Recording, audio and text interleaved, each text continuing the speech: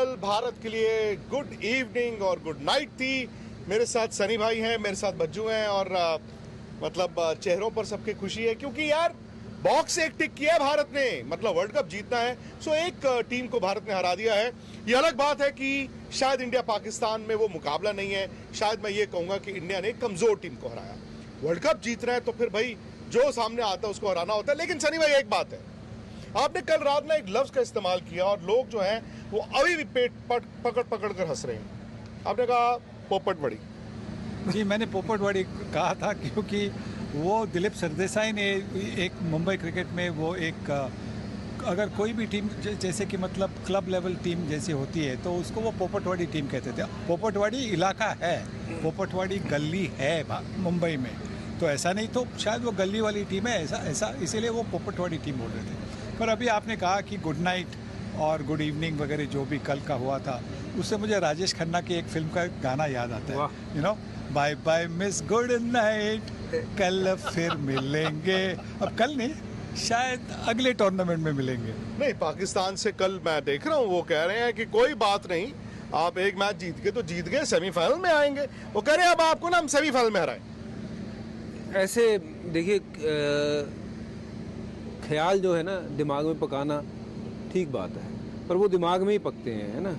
पर उसके लिए ना बहुत मेहनत करनी पड़ती है। आप अभी फ़िलहाल आपका जो गेम है नामीबिया के साथ, मैं तो आपको नसीहत दूंगा कि वो जीतिए कहीं, हाँ उनको ही, कि अगर वो गेम हार गए तो फिर वो जो सर ने गाना सुना है ना, bye bye miss good night, तो फिर वो बाय बाय हो जाएगी अगले टूर्नामेंट में। ये चलिए 26 को मिले या 28 को मिले, जब मर्जी मिलना है, जब मिलना हो कोई मैदान पे जहाँ मिल लेना, कोई दिक्कत थोड़ी है। पर ये तो बात पक्की है, आपको भी पता है कि पाकिस्तान वो टीम नहीं है।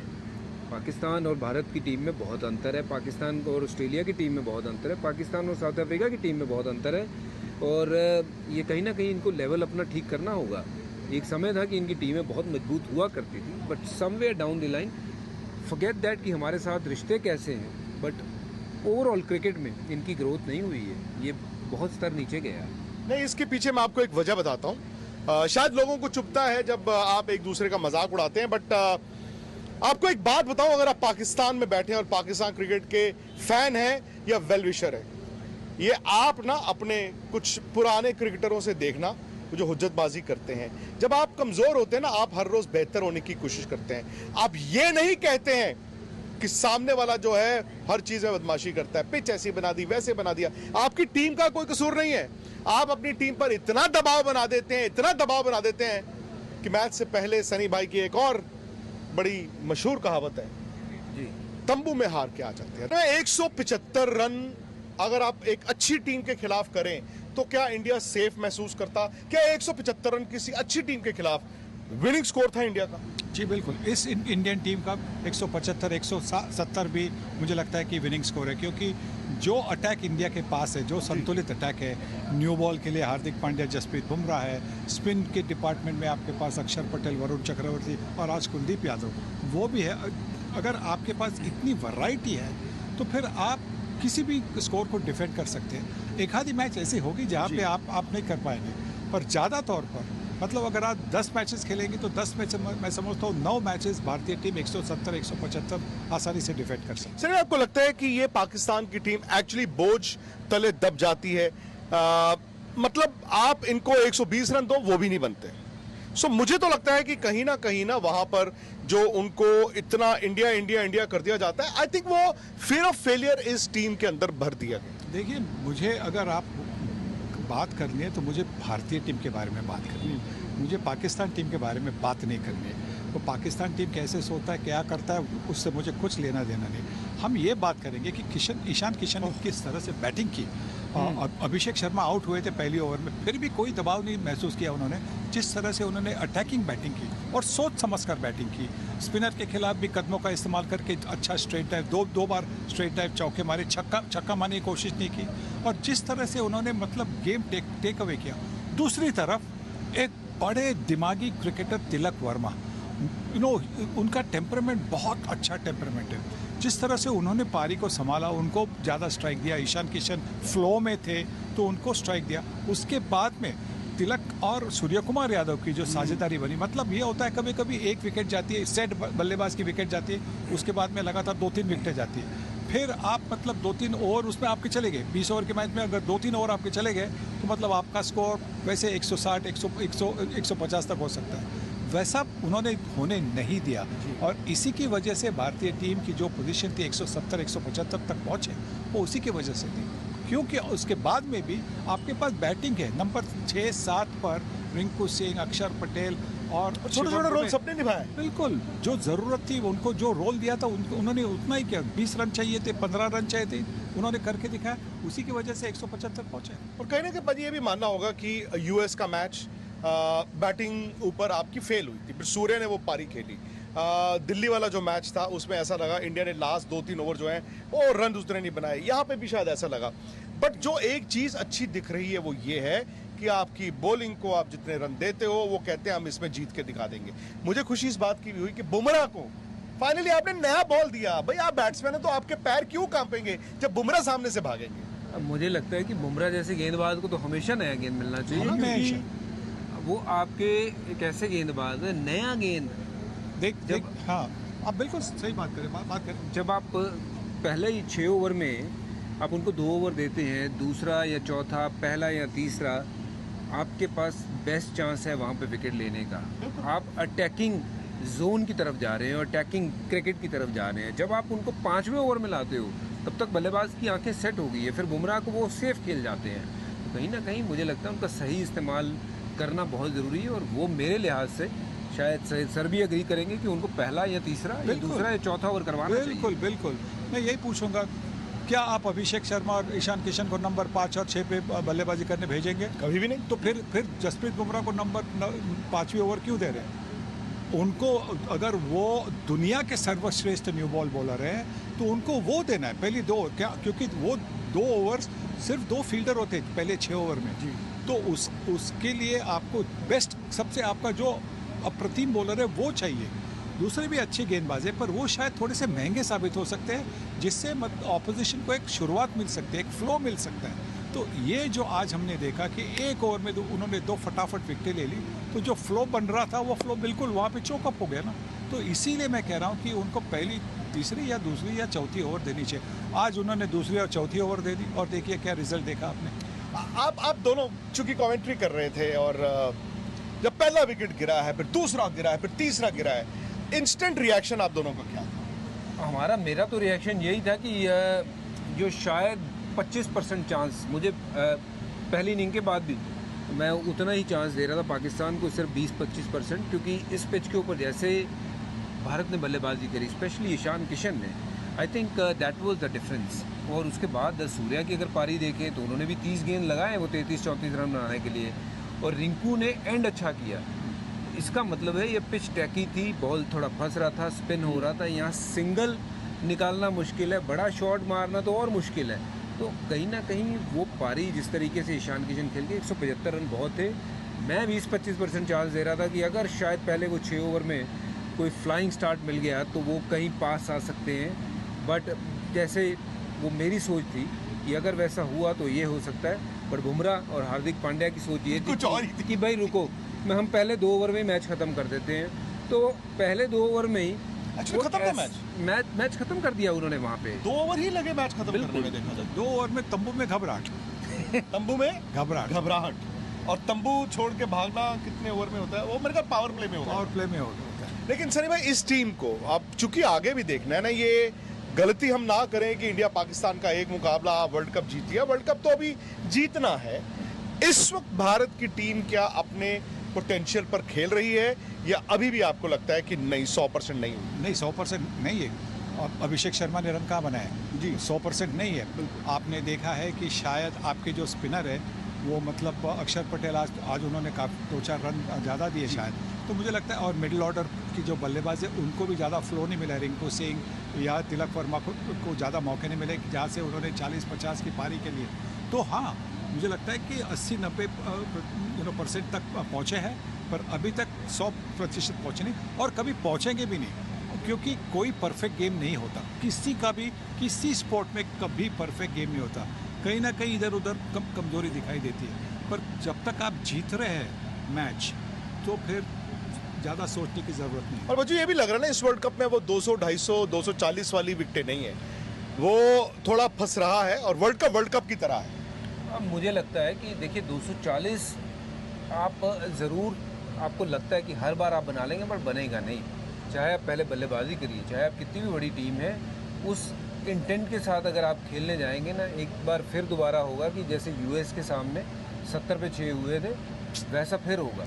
मैं कहता हूँ थोड़ा सा सहज बूझ के साथ अगर खेलोगे आप, फिर भी 210, 220 तो बना ही लोगे।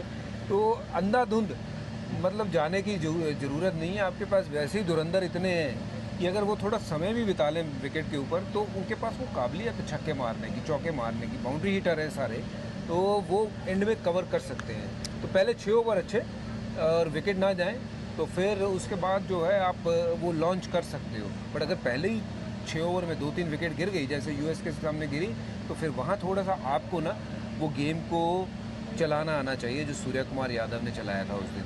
और देखिए उस दिन भी 3 आउट इंडिया के हुए थे, आज 3 इनके हुए पाकिस्तान के। भारत ने फिर बनाए, बिल्कुल 160, 165 बनाए उस पिच के ऊपर, आज इन्होंने कितने बनाए। तो ये दर्शाता है बहुत ज़्यादा डिफरेंस है इंडिया पाकिस्तान के बीच। सही बात है। और एक बात सनी भाई, आपको याद होगा जब सेंचुरियन में 2003 में इंडिया पाकिस्तान का मुकाबला हुआ था, 2003 बज्जू थे, महाशिवरात्रि का दिन था, कल भी महाशिवरात्रि का दिन था। तो अब पूरे देश में सुबह तो महाशिवरात्रि मनाई जा रही थी, जश्न मनाया जा रहा था, और शाम होते होते सिर्फ और सिर्फ लोग इंडिया की इस जीत का जश्न मना रहे थे।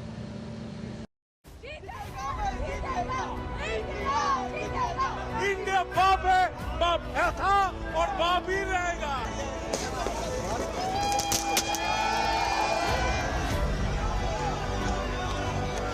पाकिस्तान हार गया। महाशिवरात्रि पर महाविजय।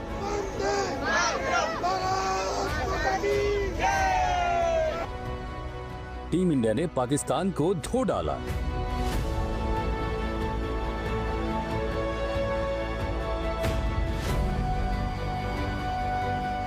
ईशान किशन बने जीत के सुपरस्टार। कोलंबो के प्रेमदासा स्टेडियम में टीम इंडिया ने पाकिस्तान की टीम पर जब दनादन रनों की बरसात की तो फैंस का जोश हाई था और आखिरी गेंद के साथ ये जोश जश्न में बदल गया। टीम इंडिया ने पाकिस्तान को 61 रनों से मात दी तो कोलंबो में स्टेडियम के बाहर फैंस झूम उठे।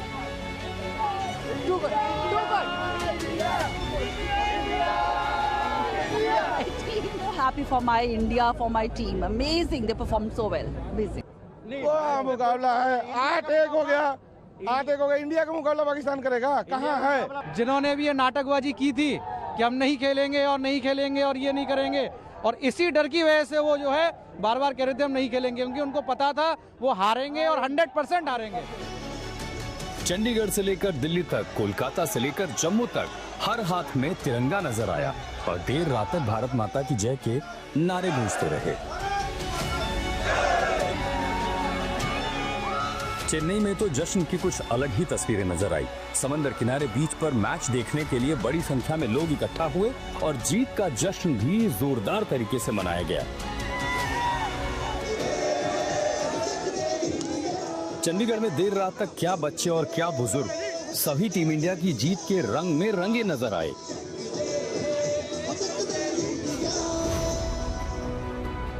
केंद्रीय मंत्री अमित शाह ने भी टीम इंडिया को इस शानदार जीत पर बधाई दी। उन्होंने अपने एक्स हैंडल पर लिखा, जगह और वक्त भले बदल जाए लेकिन भारत और पाकिस्तान के बीच किसी जंग का अंजाम एक ही होता है। बीसीसीआई उपाध्यक्ष राजीव शुक्ला ने भी कहा कि पाकिस्तान के खिलाफ इतने बड़े अंतर से जीतना एक बहुत बड़ी उपलब्धि है और आज मुझे पूरा भरोसा है कि जिस तरह से हमारे लड़कों ने खेला है हम विश्व कप भी जीतेंगे। भारत और पाकिस्तान के बीच हुआ ये मैच कई मायनों में बेहद खास रहा। इस मैच में ईशान किशन ने ऐसी वापसी की कि दुनिया देखती रह गई और पाकिस्तान ने घुटने टेक दिए। ईशान की धुआंधार परफॉर्मेंस देखकर परिवार खुशी से झूम रहा है। बहुत खुशी हुई कि ईशान इतना अच्छा खेले और टीम ने जीत हासिल की, तो बहुत ज़्यादा खुशी हुई। भारत की टीम बहुत अच्छा कर रही है और करेगी, ये विश्वास है कि बहुत अच्छा करेगी। नहीं, सब आशीर्वाद है, भगवान का, छठी मैया का आशीर्वाद है कि उसने अच्छा परफॉर्म किया है, तो अच्छा लग रहा है, भी बहुत अच्छा लग रहा है। वो सिंपली चीज़ों को सिंपल, उसने अपने इंटरव्यू में भी कहा है कि चीज़ों को हमने सिंपल रखा है, सिंपल रखा है, एंजॉय कर रहा है क्रिकेट को।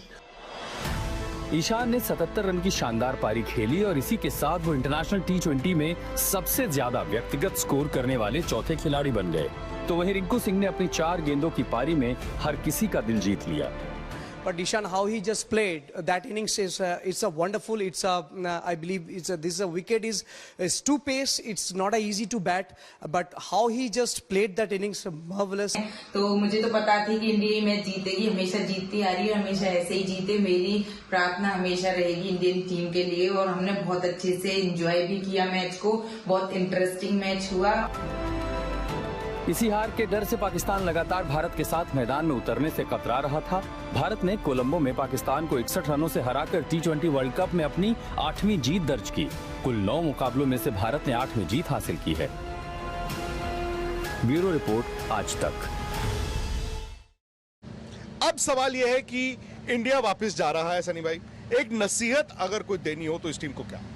मैं यही कहूँगा कि जैसे कि अंग्रेजी में कहते हैं स्टे इन द मोमेंट, ज़्यादा कॉम्प्लेसेंट ना बने, और जिन खिलाड़ियों ने अभी तक कोई ज़्यादा कंट्रीब्यूशन नहीं किया है, उनको एक प्रेरणा होनी चाहिए कि जो बाकी लोग कर रहे हैं मैं अगले मैच में करूँगा। और दूसरी एक बात है कि आज जिस तरह से स्मार्ट बैटिंग हुई थी, आप अगर देखें कि बिंदी गेंदें बहुत कम थी, सिंगल लिए थे और बीच में एक चौका, आपके 7-8 रन तो बन रहे थे ओवर में, और वैसा ही आपको करना है। अगर विकेट थोड़ी कठिन हो तो वहाँ पे आपको ज़्यादा छक्के मारने के बदले आप सिंगल लेके 3-4 अगर सिंगल ले और एक चौका मिल गया तो आपके 8 रन बन गए।